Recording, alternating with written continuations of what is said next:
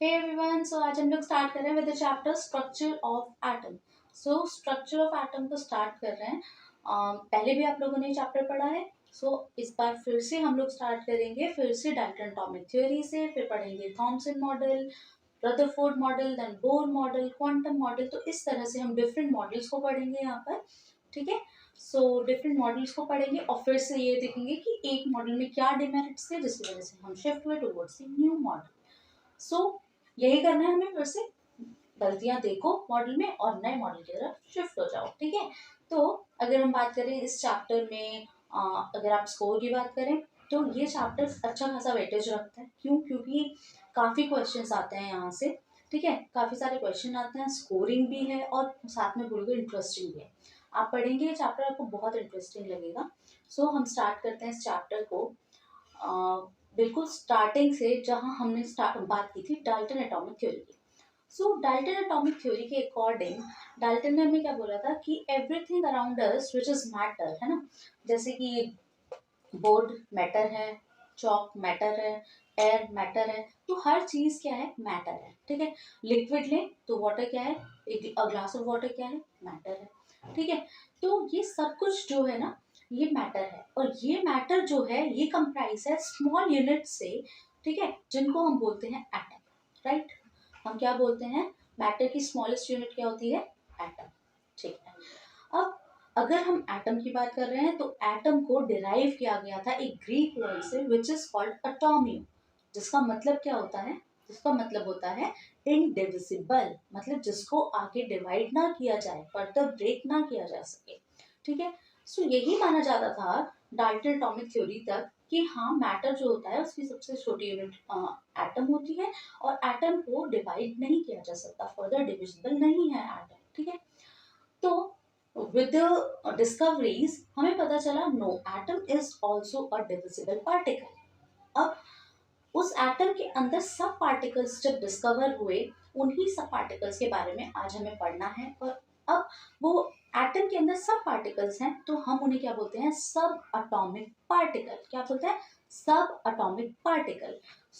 आज हम स्टार्ट कर रहे हैं इन्हीं सब एटॉमिक पार्टिकल से। ठीक है, आज हम स्टार्ट कर रहे हैं इन्हीं सब एटॉमिक पार्टिकल से।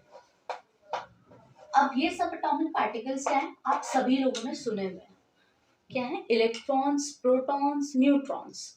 हम सबसे पहले बात करेंगे इलेक्ट्रॉन्स के बारे में। इलेक्ट्रॉन्स की डिस्कवरी देखते हैं। ठीक है, डिस्कवरी ऑफ इलेक्ट्रॉन्स। अगर हम इलेक्ट्रॉन्स की डिस्कवरी देखें तो ये थी, आप सभी को पता है, जे थॉमसन ने। किसने की थी? जे थॉमसन ने। जे थॉमसन ने डिस्कवरी की और यहाँ उन्होंने एक सेटअप तैयार किया। वो सेटअप क्या था वो देखते हैं। तो ये सेटअप में सबसे पहले उन्होंने एक डिस्चार्ज ट्यूब ली। ठीक है, डिस्चार्ज ट्यूब ली और इस डिस्चार्ज ट्यूब के अंदर क्या था? एक कैथोड था और एक एनोड था। इलेक्ट्रोड्स होते हैं, कैथोड और एनोड वही थे। ठीक है, उसके बाद यहाँ उन्होंने वैक्यूम कंडीशन की क्यों लगाया अभी देखते हैं। ठीक है, अब इसके बाद इसको कनेक्ट किया गया with a battery.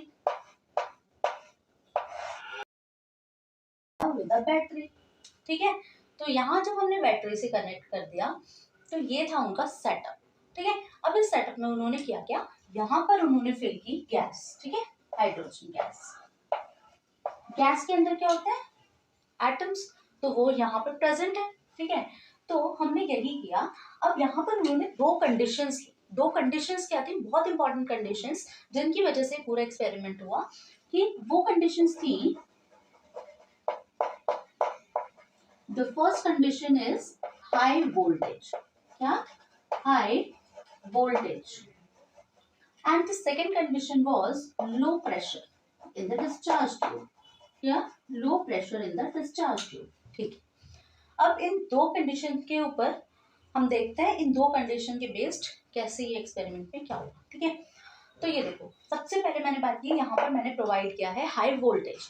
High voltage का मतलब हुआ कि मैंने यहाँ ये बैटरी लगी है ना, इसके थ्रू हाई वोल्टेज प्रोवाइड किया तो यहाँ करंट जाएगा। ठीक है, तो अब यहाँ जब करंट पहुंचा मतलब कि यहाँ से क्या होगा?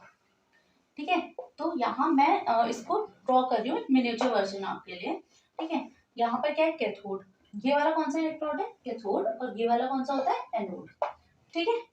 तो यहाँ कैथोड बना दिया, यहाँ मैंने बना दिया एनोड, और यहाँ बीच में मैंने बना दिया एटम, ठीक है।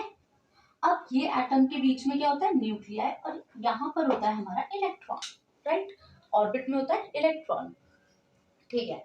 तो अब यहाँ से क्या हुआ, जब यहाँ से इलेक्ट्रिसिटी पास हुई, मतलब कि हाई वोल्टेज प्रोवाइड हुआ, उस हाई वोल्टेज की वजह से क्या होगा कि ये जो नेगेटिवली चार्ज्ड इलेक्ट्रॉन है, ये जो नेगेटिवली चार्ज्ड इलेक्ट्रॉन है, ये क्या करेंगे, ये यहाँ से अपने आप को रिमूव करेंगे। क्यों, क्योंकि एनोड क्या होता है, पॉजिटिवली चार्ज, है ना, एनोड क्या होता है, पॉजिटिवली चार्ज। तो जब एनोड पॉजिटिव चार्ज होता है, इलेक्ट्रॉन के ऊपर होता है नेगेटिव चार्ज, तो नेगेटिव चार्ज पॉजिटिव चार्ज को अट्रैक्ट करेगा, राइट। तो ये इलेक्ट्रॉन अपने इस एटम को छोड़कर जाता है एनोड की तरफ, कहाँ, एनोड की तरफ, ठीक है। तो ये यहाँ पर एनोड की तरफ चला गया। अब जब ये एनोड की तरफ गया, तो उसकी वजह से क्या हुआ, यहाँ पर रे आई, मतलब उसको वो जो इसका रिमूवल है वो एक रे के फॉर्म में दिखा। तो यहाँ पर एक ही एटम तो था नहीं, काफी सारे एटम्स थे, तो हर एक से निकली बहुत सारी रेज। अब वो जो यहाँ पर रेज आई है ना, इन्हीं रेज को हमने क्या बोला, कैथोड रेज। क्या बोला, कैथोड रेज। अच्छा, हमने इन्हें कैथोड रेज क्यों बोला, क्योंकि आप इनकी डायरेक्शन देख रहे हो, ये है कैथोड से एनोड की तरफ, इधर से इधर मूव करें। ड्यूरिंग द एक्सपेरिमेंट ऑब्जर्वेशंस की गई, तो ये जो हमारे जो रेस थी वो कैथोड से एनोड की तरफ मूव कर रही थी, ठीक है। तो अब हम देखते हैं कि यहाँ पर जब ये एनोड की तरफ मूव कर रही थी ना, तब ऑब्जर्व किया गया कि तब तक तो नहीं पता था ना कि ये इलेक्ट्रॉन्स थे, तब तक हमें पता चला ये कोई नेगेटिवली चार्ज पार्टिकल है। अब नेगेटिवली होगा ना, जब पॉजिटिव इलेक्ट्रोड के ऊपर आ रहा है तो ऑब्वियसली एक नेगेटिव चार्ज ही जाएगा, बिकॉज ऑपोजिट चार्जेस अट्रैक्ट। तो वही हुआ यहाँ पर कि यहाँ पे नेगेटिव जो इलेक्ट्रॉन्स थे, those will be shifted towards the anode, ठीक है।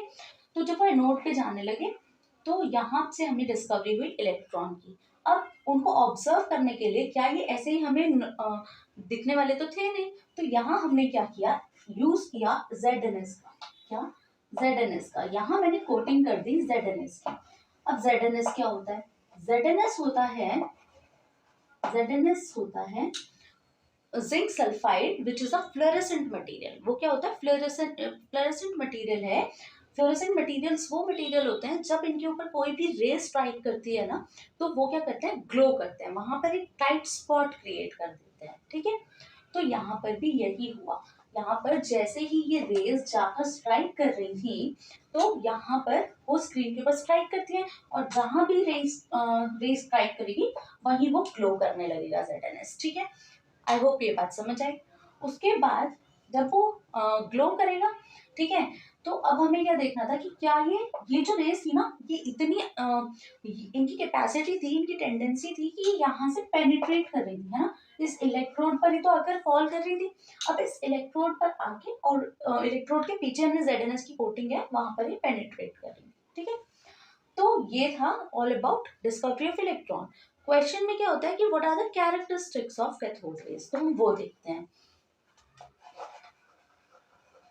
कैरेक्टरिस्टिक्स ऑफ कैथोड रेज की बात करें, ठीक है, तो कैरेक्टरिस्टिक्स की बात करें तो यहाँ पर फर्स्ट कैरेक्टरिस्टिक है the travel in a straight line, right, travel in a straight line. उसके बाद सेकेंड कैरेक्टरिस्टिक की बात करें तो सेकेंड क्या है, कहाँ से कहाँ मूव कर रही है, फ्रॉम कैथोड टू एनोड, ठीक है, moves from cathode to anode, ठीक है। उसके बाद थर्ड कैरेक्टरिस्टिक की बात करें तो थर्ड कैरेक्टरिस्टिक क्या है कि इनके लिए रिक्वायरमेंट क्या है ZNS की, जो कि फ्लोरेसेंट मटेरियल है, तो इन्हें डिटेक्शन के लिए एक फ्लोरेसेंट या फॉस्फोरेसेंट मटेरियल की रिक्वायरमेंट है, ठीक है। उसके बाद हम नेक्स्ट पॉइंट देख लेते हैं, कैसी रेस थी, नेगेटिवली चार्ज्ड रेस, है ना, नेगेटिवली तो थी। So negatively charged rays called cathode rays. क्या नाम दिया गया है हमने इन्हें, कैथोड रेस। और यही कैथोड रेज क्या थी, इलेक्ट्रॉन। मैं एक एग्जांपल देती हूँ, जैसे कि यहाँ पर हमने हाइड्रोजन गैस फिल की हुई है, ठीक है, तो हाइड्रोजन, अब हाइड्रोजन को जैसे ही यहाँ पर हाई वोल्टेज प्रोवाइड हुआ, हाई वोल्टेज प्रोवाइड होने से क्या हुआ कि हाई वोल्टेज प्रोवाइड होने की वजह से ये जो हाइड्रोजन है इसने अपने आप को क्या किया, ये इलेक्ट्रॉन निकलेगा, इलेक्ट्रॉन रिलीज हो गया, ठीक है। जब इलेक्ट्रॉन इजेक्ट आउट हुआ तो यहाँ पर क्या बच गया, H पॉजिटिव, ठीक है।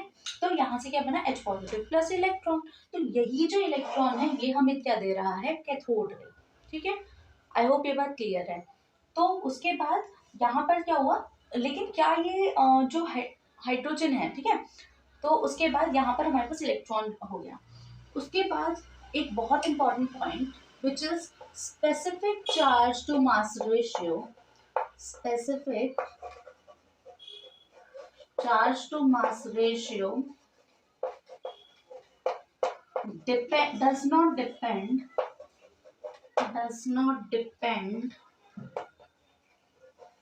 on the nature of gas, ठीक है। अब इसका मतलब क्या है, हम बोल रहे हैं कि जो specific charge to mass ratio है वो इस बात पर डिपेंड नहीं कर रहा है कि हमने यहाँ पर कौन सी गैस फिल किया है, हाइड्रोजन, ऑक्सीजन, नाइट्रोजन, फ्लोरीन क्या लिया है, इररिस्पेक्टिव ऑफ दैट हमारा चार्ज टू मास रेशियो है, ठीक है। तो हम बात कर रहे हैं किसके बारे में, समझते हैं इस पॉइंट को, चार्ज टू मास रेशियो के बारे में, ठीक है।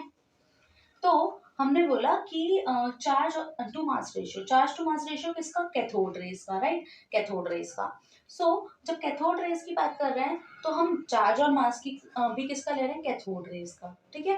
अब कैथोड रेज जो है वो क्या है, इलेक्ट्रॉन ही है ना, यही तो कैथोड रे बना रही है, तो ये क्या है, इलेक्ट्रॉन ही है।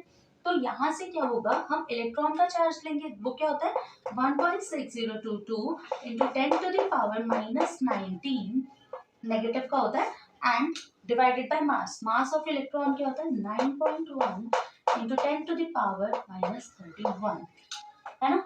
ये होता है हमारा चार्ज टू मास रेशियो, और ये तो हमारा फिक्स ही रहने वाला है। देखिए यहाँ मैंने हाइड्रोजन लिया और यहाँ से इलेक्ट्रॉन रिमूव आउट हुआ, ठीक है, तो तब मेरे पास क्या आ रहा है चार्ज टू मास रेशियो ये। अगर मैं यहाँ पर ऑक्सीजन फिल करती तो क्या बनता, O positive plus electron, right. अगर मैं नाइट्रोजन फिल करती तो क्या बनता, N पॉजिटिव प्लस इलेक्ट्रॉन, ठीक है। तो यहाँ से क्या हो रहा है कि मेरा जो कैथोड रे है वो किसकी वजह से जनरेट हो रही है, इस इलेक्ट्रॉन की वजह से, है ना, इस इलेक्ट्रॉन की वजह से जनरेट हो रही है। तो जब इलेक्ट्रॉन, तो इलेक्ट्रॉन है ना, चाहे वो किसी भी स्पीशीज से निकला हो, है ना, चाहे वो हाइड्रोजन से हो, चाहे ऑक्सीजन से हो, चाहे नाइट्रोजन से हो, ठीक है। तो जैसे कि हम बोलते हैं अगर हम वाटर लें तो वाटर ही रहने वाला है, चाहे उसका सोर्स कहीं से भी हो, चाहे हम उसे किसी रिवर से ले लें, चाहे टैप से ले लें, या कहीं से भी लें, पानी तो पानी है ना। तो उसी तरह से इलेक्ट्रॉन तो इलेक्ट्रॉन ही है, चाहे वो हाइड्रोजन से निकला हो, ऑक्सीजन से निकला हो, या फिर नाइट्रोजन से निकला हो। तो वही हमने किया चार्ज टू मास रेशियो, जो कि डिपेंड नहीं करेगा on the nature of gas. I hope ये बात क्लियर है। और इस एक्सपेरिमेंट को नाम क्या दिया गया था, कैथोड रे एक्सपेरिमेंट, ठीक है। So this was about cathode, no, एक इंपॉर्टेंट पॉइंट हमने बात नहीं की है लो प्रेशर के बारे में। सो लो प्रेशर हमने क्यों मेंटेन किया यहाँ पर, लो प्रेशर से हमारा मतलब ये था कि इस डिस्चार्ज ट्यूब के अंदर लो प्रेशर का पॉइंट ये है कि लो प्रेशर मेंटेन किया गया। लो प्रेशर हमें पता है, प्रेशर जो होता है that is inversely proportional to volume, है ना। तो जब यहाँ पर प्रेशर कम होगा तो वॉल्यूम ज्यादा होगा, वॉल्यूम ज्यादा होगा तो यहाँ स्पेस ज्यादा होगा, स्पेस ज्यादा होगा, और ये कैथोड रेज इजीली मूव कर पाएंगी, ज्यादा से ज्यादा कैथोड रेज जो होंगी वो स्ट्राइक कर पाएंगी ऑन द एनोड सरफेस, ठीक है। तो इसी वजह से यहाँ पर लो प्रेशर को मेंटेन किया गया। आई होप ये कैथोड रे एक्सपेरिमेंट आप लोगों को क्लियर है, ठीक है। सो let's move towards the protons. So now let's talk about the discovery of protons. So discovery of protons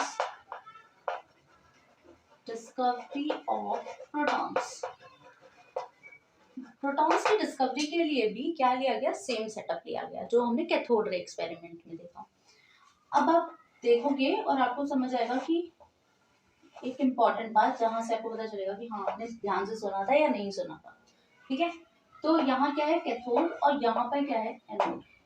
अब यहाँ पर क्या था, वैक्यूम क्रिएटेड था, लो प्रेशर मेंटेनेंस के लिए, और यहाँ पर लगाई गई थी एक बैटरी, है ना। ठीक है, तो यही सेटअप है हमारा, फिर से सेम है कैथोड रे एक्सपेरिमेंट वाला।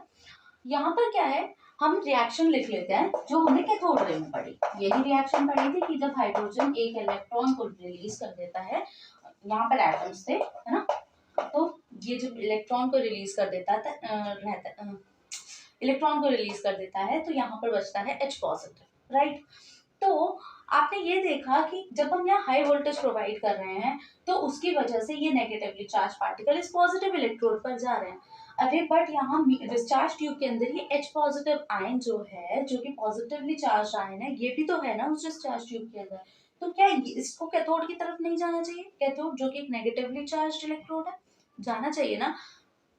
प्रिंसिपल तो दोनों पर सेम अप्लाई होने वाला है ना। अगर पॉजिटिव चीज नेगेटिव के पास जा रही है, तो नेगेटिव भी तो पॉजिटिव के पास जाएगी ना।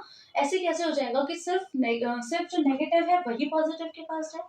तो यहाँ भी यही हुआ, और एनोड रेज का जनरेशन हुआ, पॉजिटिवली चार्ज रेज का जनरेशन हुआ इन गैसियस आयन से। गैस का आयन है इसलिए गैसियस आयन से, ठीक है।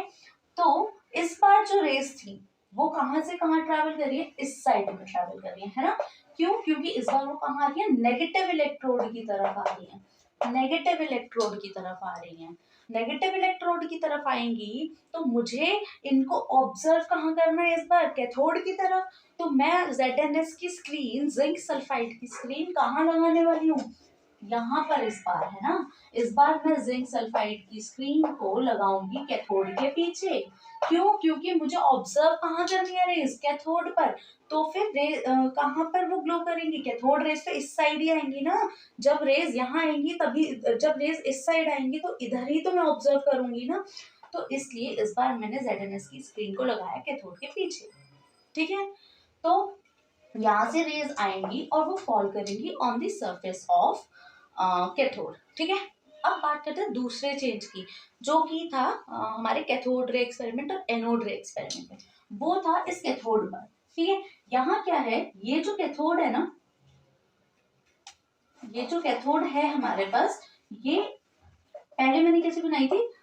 स्ट्रेट इस तरह से बनाई है ना। बट जब हमारा ये वाला एक्सपेरिमेंट लिया गया, एनोड रे एक्सपेरिमेंट, यहाँ कैथोड को इस तरह से बनाया गया। इस तरह से मतलब ऐसे छोटे छोटे होल्स, देखो आपने, मैंने गैप्स कर दिए हैं, है ना। तो यहाँ पर छोटे छोटे गैप्स कर दिए हैं, और इन्हीं होल वाली कैथोड को हम क्या बोलते हैं? Perforated cathode. क्या बोलते हैं? Perforated, perforated cathode.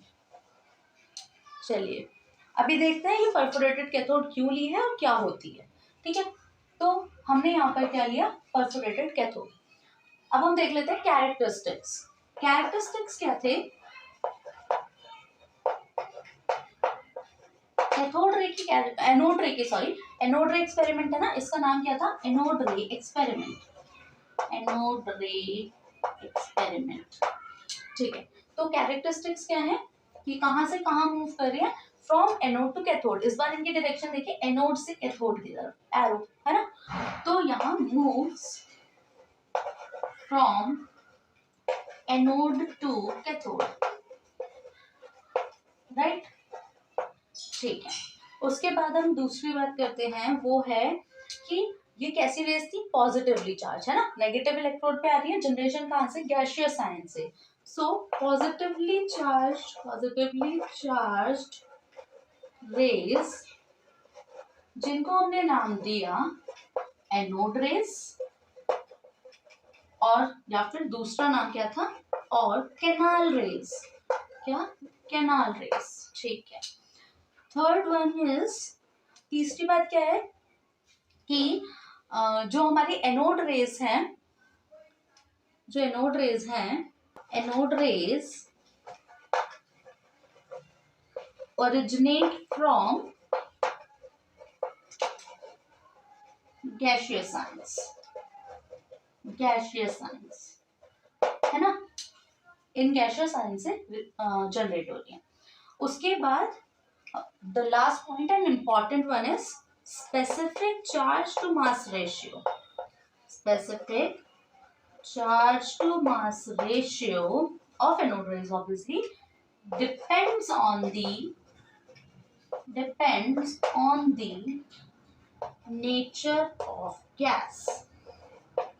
ठीक है, अभी हमने थोड़ी देर पहले कैथोड रे में पढ़ा कि वहां पर specific charge to mass ratio does not depend on the nature of gas. क्यों? क्योंकि वो ओरिजिनेट हो रहे थे फ्रॉम द इलेक्ट्रॉन, और इलेक्ट्रॉन तो सबके लिए सेम है. बट इस बार हम बात कर रहे हैं specific charge to mass ratio of anode rays की. तो एनोड रेज की बात कर रहे हैं तो यहाँ चार्ज और मास किसका आएगा? In positive electrode, in positive raise का, है ना, राइट, एनोड रेज का. तो इस बार आप देखो इनका जनरेशन कहाँ से. जब मैंने अगर यहाँ पर हाइड्रोजन लिया है तो H पॉजिटिव जनरेट हो रहा है जो कि मेरे इस पॉजिटिव रे को ओरिजिनेट कर रहा है. ठीक है, उसके बाद अगर मैं बात करूं, मैं यहाँ पर ऑक्सीजन ले लेती तो क्या बनता? O positive plus electron. Okay, अगर मैं यहाँ नाइट्रोजन ले लेती तो क्या बनता? N positive plus electron. But इस बार जहां से ये रेज ओरिजिनेट हो रही है, जनरेट हो रही है, क्या वो सोर्स सेम? अगर मैं यहाँ पर मास पुट करूंगी तो जब हाइड्रोजन से होगा तो हाइड्रोजन का करूंगी, जब ऑक्सीजन से होगा तो ऑक्सीजन का, जब नाइट्रोजन से तो नाइट्रोजन का, कोई और गैस होगा तो उसके आयन से. बट तो इस बार क्या होगा? हर बार मास सेम आ रहा है. तो जब मास हर बार डिफरेंट है तो क्या होगा? चार्ज टू मास रेशियो तो हर बार डिफर करेगा ना. तो इसीलिए specific charge to mass ratio depends on the nature of gas. ये मैंने यहाँ इस डिस्चार्ज ट्यूब में कौन सी गैस ली है उसके ऊपर डिपेंड करता है कि मेरा चार्ज टू मास रेशियो क्या आएगा. ठीक है, आई होप क्लियर है. ठीक है, तो हमने यहाँ से पता करा कि चार्ज टू मास रेशियो कैसे फाइंड आउट हो रहा है और क्यों डिपेंड कर रहा है नेचर ऑफ गैस के ऊपर. एक इंपॉर्टेंट पॉइंट देख लेते हैं. आपको पता है हम H प्लस को प्रोटॉन बोलते हैं. सो H प्लस को प्रोटॉन बोलते हैं क्यों? क्योंकि देखो H प्लस क्या कर रहा है? यही जनरेट कर रही है हमारी एनोड रे को. ठीक है, और H के अंदर कितने इलेक्ट्रॉन्स थे?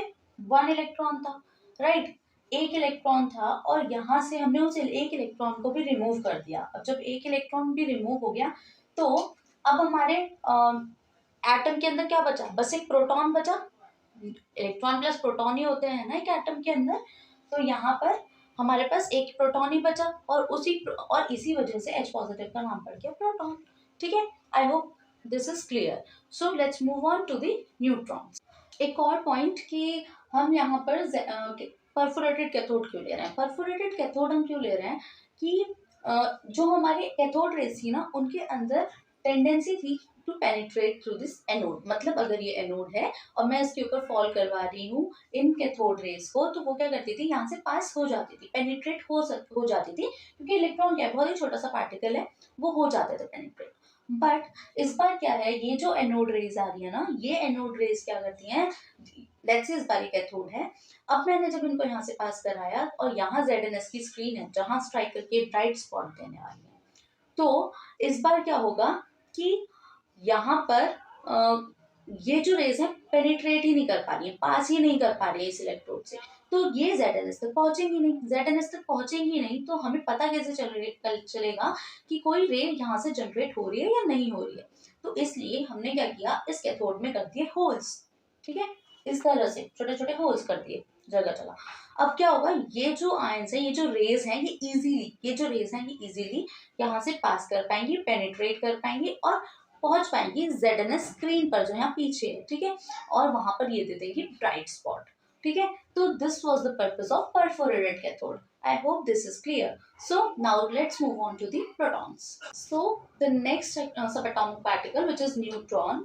So discovery of neutron जो है ना, discovery of neutron किसने की थी? चैडविक. ठीक है, चैडविक जी ने की थी इसकी डिस्कवरी. ठीक है, अब हम यहाँ पे बोल रहे हैं कि न्यूट्रॉन की डिस्कवरी कैसे हुई. तो बेरिलियम शीट ली गई, उन्होंने एक एक्सपेरिमेंट परफॉर्म किया था, जिस एक्सपेरिमेंट में बेसिकली उन्होंने किया था कि बेरिलियम के एटम के ऊपर बेरिलियम शीट ली गई थी. तो मतलब बेरिलियम के एटम के ऊपर क्या हुआ कि जिसका मास क्या होता है 9 और जिसका एटॉमिक नंबर होता है 4, राइट, पढ़ा है हम सभी ने पीरियोडिक टेबल में.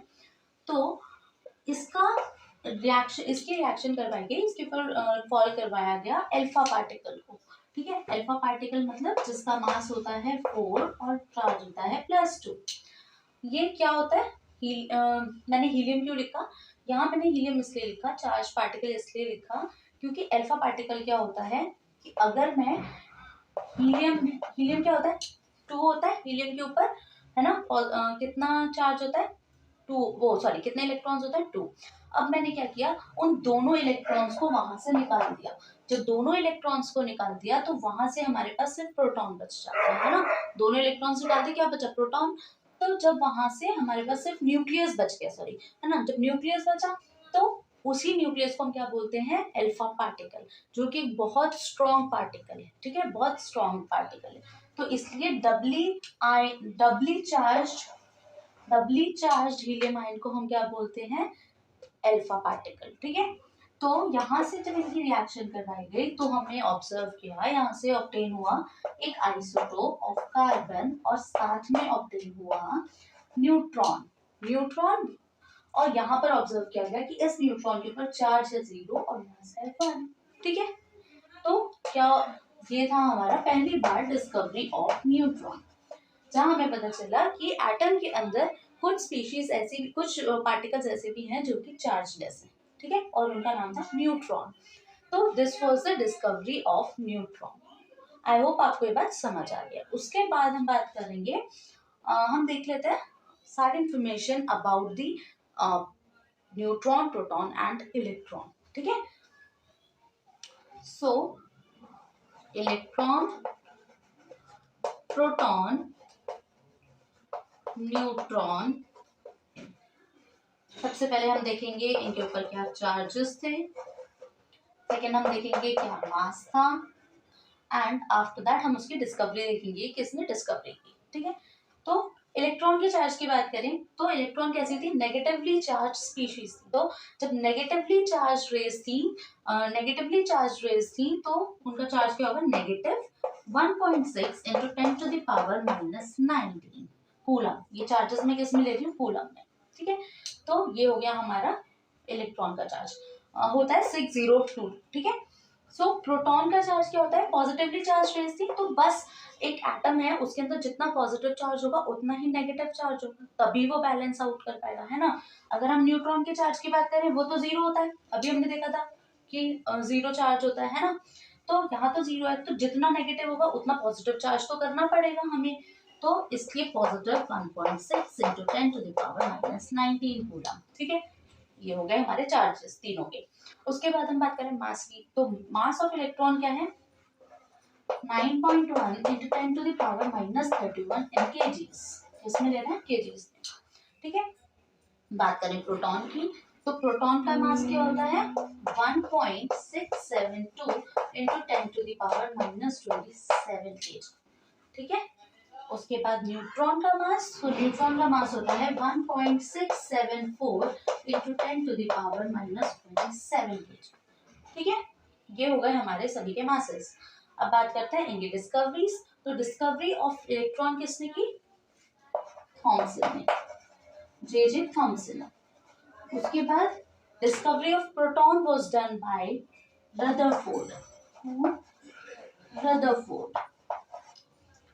After that, discovery of neutron was done by Chadwick. इन्होंने की चैडविक ने, ठीक है।